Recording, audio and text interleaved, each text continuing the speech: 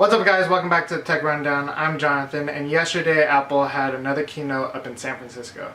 And they weren't lying when they said that they had a lot to cover, because they did, so let's get started. They started off talking about OS X Mavericks, their newest version of their Mac operating system. They talked about some new features like improved power efficiency. For example, just by downloading Mavericks onto, say, a 13-inch MacBook Air, you gain an extra hour of battery life for web browsing. Mavericks can now compress your memory, so you can now have 6 gigs of data on 4 gigs of RAM. They announced that not only was it available starting yesterday, but that it was also free. I wasn't expecting it to be free. I don't think a lot of people were expecting it to be free. I was thinking around $10 to $15 was probably a good price range, but you can't beat free. So if you have a Mac and you haven't downloaded it yet, after you finish this video, go and download it.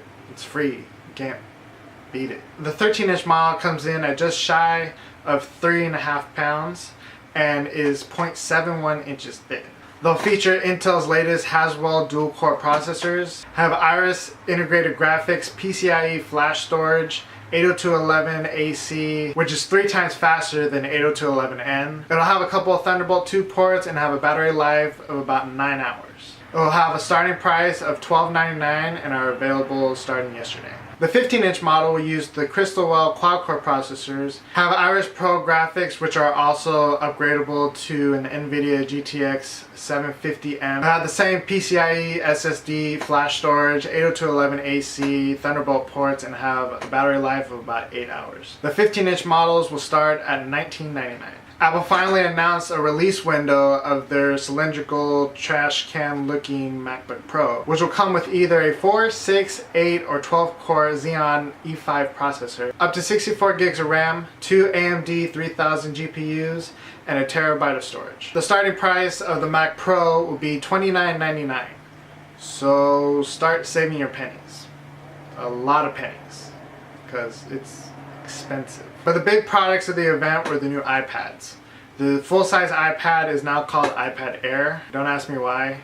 I still haven't figured out why. It is thinner, so that could be a reason, but usually the Air is for the smaller ones, not the full-size Pro, I guess, version. The bezel on the side is 43% smaller and weighs 20% lighter at just 1 pound. It has the new A7 processor that was introduced last month in the iPhone 5S.